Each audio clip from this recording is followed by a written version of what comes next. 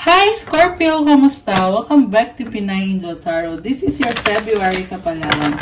Para sa mga Scorpio, general love reading, kaya may alam mag-resonate o hindi. Pero pag nag-resonate, comment nyo para alam ko. Kamusta kayo guys? Comment present para alam kong nanonood kayo. Tingnan natin ang energies connected sa'yo sa love life mo. Okay. So, kuha tayo ng angel numbers for Scorpio. We have 14 possibilities. Building strong foundations creates stability and welcomes in possibilities. All possibilities exist and are amplified when gratitude is felt for the foundations that are in place. I love this! So, napakadaming possibilities. Nasa stage of building ka ngayon. I feel like sobrang busy ka. And yung foundation na binibuild mo, yan din mismo yung nagbibigay ng lakas sa'yo. Para ma-achieve mo yung mga goals mo at marami pang magandang pwedeng mangyari sa'yo. Dapat daw magpasalamat kasi you have already built your foundation at unti-unti pang lalong nagiging strong pa yung foundation mo. So, affirmation, I'm grateful for all that is and all that will be. I trust in the possibilities of what I desire or something greater. Oh my gosh. Comment nyo dyan guys to claim this energy. I am grateful for all the possibilities. Okay, laging magpasalamat sa possibilities. Ito, gusto ding lumabas ng isang to. Reflection, 666. When you allow time for reflection, you allow yourself to see where inner shifts are needed. It's time for you to look at your beliefs and ask, is this serving me or is it time for me to release this? Reflect, refocus, and readjust. I feel like you are finding the balance within you, connected sa mga paniniwala mo, kung tama pa ba yung paniniwala mo or kung kailangan ng baguhin. Affirmation, as I refocus on what serves my highest good, I feel myself shift into my highest self. Wow! Uy, 222 on the screen. Oh my gosh, 222 angel numbers, guys. Yung numbers na yon ay connected din sa balance. You are assessing yourself, Scorpio. So, mag-adjust kasi nakakabuti yan para sa'yo. Yan ang sabi dito. It's for the highest good. It's for your highest good. Ayan. I-claim mo dito. I-comment mo dyan. I feel myself shift into my highest self. Ayan. Transformation tong nangyayari na to sa iyo ngayon. Or, yeah, pagbabago. And then, from the tarot, we have, sa bottom of the deck, yung overall energy is 3 of Pentacles. Wow, you are building. Building something. Building a solid foundation. Merong partnership. Okay, I feel like you are dealing with other people. You are improving yourself. Very practical na energy. Yung iba ay literal na meron kayong ginagawa sa bahay, merong inaayos, or merong nagpapagawa ng bahay, may pinapaayos sa bahay. 9 of Swords, meron kang iniisip about sa travel, okay? 9 of Rods. 4 of Rods. Wow. So, 4 of Rods is about solid foundations. Alam mo, yung binibuild mo dito, ang nakita ko is talagang pinag-aaralan mo kung anong next na step, anong dapat mong gawin. Medyo, merong pressure sa'yo. So, siguro take it easy sa sarili mo. Take it one step at a time. When it comes to relationship naman, meron kang ka-deal na person na magkalayo kayo, LDR. Meron lumabas na commitment dito. Although, this is someone na parang binlock mo siya. Binlock mo ba siya? Ace of Rods. 5 of Rods. Binlock mo siya kasi hindi kayo nagkasundo. Nagkaroon ng pag-aaway. The Empress, Page of Pentacles. So, you are on the receptive mode right now with the Empress and the Page of Pentacles. You're not reaching out. Pero nakikita ko din sa'yo na supportive ka eh. Parang, kumbaga, andyan ka lang. Andyan ka lang kung ano man maging desisyon nitong taong to. So, you cut them off. Ace of Swords. Page of Rods. Okay. The reason kung bakit mo siya kinut off, kasi this person did something, niloko ka niya or nag-cheat siya sa'yo, nagkaroon siya ng third party, nasaktan ka niya. Okay. So, hindi mo alam, wala kang kamalay-malay na habang ikaw sobrang kang seryoso sa connection na to, siya naman ay may ibang ka-deal at he cheated on you. He or she. Okay, this person cheated on you. So, yeah, kasi divine feminine yung lumabas dito na Scorpio sa energy mo eh. So, yeah, yung ka-deal mong masculine is ginost ka rin niya eh. Nakikita ko dito, iniwan ka niya at ikaw naman naniwala ka na okay pa kayo. Yun pala, nung iniwan ka nitong taong to, naging LDR kayo, wala na yun. Tapos na yun para sa kanya, pinagpalit ka na niya. Okay? So, yung nangyari dito, kung kailan naman tinanggap mo na wala na siya sa buhay mo, siya naman ngayon ay gustong bumalik. Okay. So, tingnan pa natin yung ibang cards mo. You have 9 of Pentacles, the Strength card, Queen of Pentacles, the Hierophant, and the 10 of Cups. So, you are independent. Kaya mo sarili mo. You are strong. And, andito naman ngayon yung taong gustong bumalik sa buhay mo. Baka may kadikang Leo or sama na may Leo sa chart. At gusto niya mag-offer sa'yo ng stability at ng commitment at ng possible family. Okay, mo gusto nang magka-family itong taong to or gusto niya ng dating relationship. Kung ayaw pa ng family, this is someone na talagang gusto niyang magkaroon ng commitment, pwedeng wedding, yung gusto niyang mangyari dito. So, baka may kadikang Taurus, Water sign, Cancer, Pisces, Scorpio, Earth sign, Capricorn, Taurus, Virgo, although this can be any sign. Ikaw naman kasi sobrang independent ka eh. At masaya ka sa pagiging independent mo. And you are improving yourself kasi napakataas ng standards mo. Masaya ka pag nagkakaroon ka ng mga achievements sa career mo, sa finances mo. So, ganun yung energy mo. And you are someone na talagang ini-enjoy mo yung life mo. So, ngayon, meron namang tao dito na gusto namang mag-commit sa'yo. Okay. The Hermit, Ace of Cups, King of Rods, Eight of Pentacles, and the Moon. So, oh my gosh. So, itong taong to, nahirapan siya ngayong wala ka. Kasi feeling niya dito ay naiwan siya, kawawa siya. At may mga pangarap din siya sa buhay. At ang gusto niya mangyari is magkaroon kayo ng bagong simula. And this person wants to build a relationship with you again. Ano sa energy ng fire sign, Aries, Leo, Sagittarius, although this can be any sign, Earth sign, Capricorn, Taurus, Virgo. Merong Cancer energy, Virgo energy, Water sign, Cancer, Pisces, Scorpio. Okay. So, hindi pa siya tapos sa'yo, girl. At nagiging emotional siya ngayon. Parang, kung ano yung pagkukulang niya sa'yo, Scorpio, ngayon niya gustong ibigay yun sa'yo. The Devil, Nine of Cups, Knight of Pentacles. Sobrang obsessed siya sa'yo. Kaso lang, itong person na to ay hindi naman kumikilos. Parang nagsustock lang siya nagsustock lang siya sa'yo. Ayan, nabulol.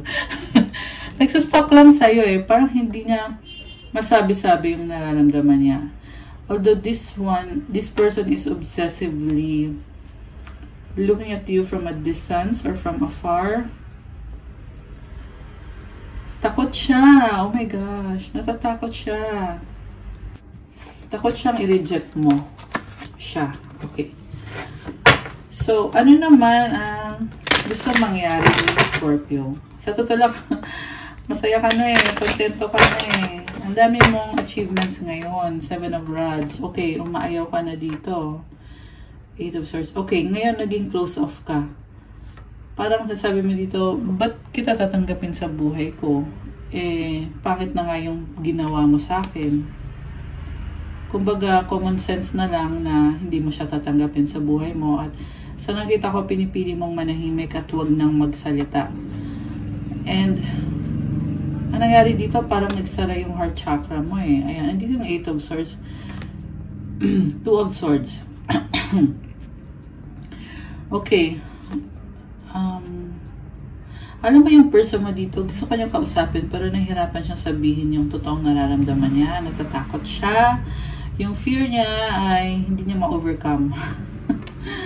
Okay, 8 of Rods. Okay, communication or travel. So, yung mga LDR dyan, itong person na to ay gusto mag-travel sa'yo. Merong bahay dito. So, baka gusto kong bisitahin sa bahay mo. Okay. So, very fiery and passionate energy. And this is also someone na parang, kumbaga nag-backfire sa kanya yung ginawa niya. Kung niloko ka niya, sinaktan ka niya, siya ngayon yung nakakaramdam ng sakit dahil nga sa tinalikuran mo na siya or iniwanan mo siya. Ang nakita ko kasi dito, Scorpio, you took this relationship seriously. Sineryoso mo tong taong to eh. Pero, yun na nga, natuklasan mo na niloko ka. Grabe yung pagmamahal mo sa kanya. Parang naging inspiration mo siya para improve yung sarili mo. Alam mo, napaka-strong mo dito. Dahil nga sa naniwala ka na tunay yung pagmamahalan nyo. Okay? Pero turned out na hindi. 9 of Rods. Kaya ito ngayon yung frustration mo. Sobrang frustrated ka na isip mo, ano ba itong pinasok ko? Nakakaloka. Okay. So, tingnan natin itong cards na ito kasi gusto mo lumabas. 7 of Cups, 4 of Swords, Knight of Rods, the Judgment card. Okay. Someone has so many options. Okay.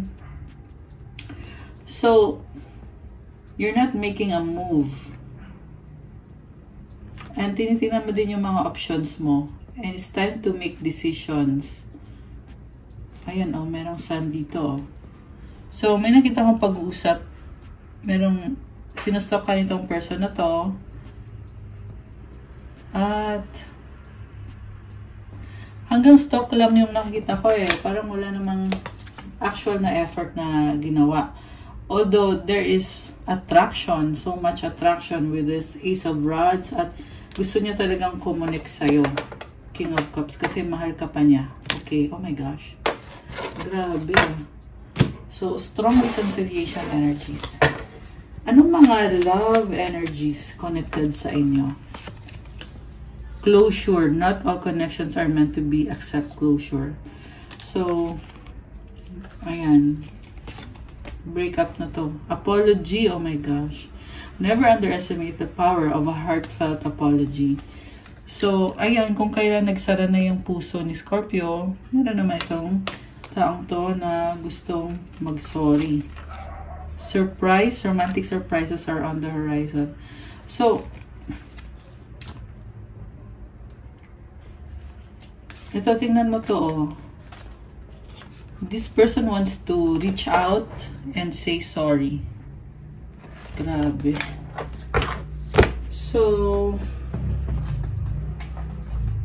yeah, yan yung nararamdaman nitong taong to. Mahal ka niya eh. Or at least ngayon, mayroong pagmamahal. Pero nung time na niloko ka niya, ang nakita ko ay talagang tinalikuran ka niya at nagbago talaga ng landas. Don't put up with my BS. Oh my gosh. Okay. Ano pa? You are too nice. I don't deserve your kindness. Ayun na nga. Sobrang mo siyang naging maalaga ka sa kanya. Mabait ka sa kanya. Hindi niya talaga deserve yung pagmamahal mo. What do you see in me? Ayan. So, this is also someone na, like I said, merong insecurities, guys. Sinabi ko ba? Hindi ko pa sinabi. Yeah, merong insecurities kasi feeling niya hindi mo siya pwedeng mahalin. Kasi dinadoubt niya yung sarili niya. I wish I could be fully honest with you. May gusto siyang sabihin na hindi niya masabi. I can't do this right now. This is avoidant. Okay? Iwas na iwas sa'yo.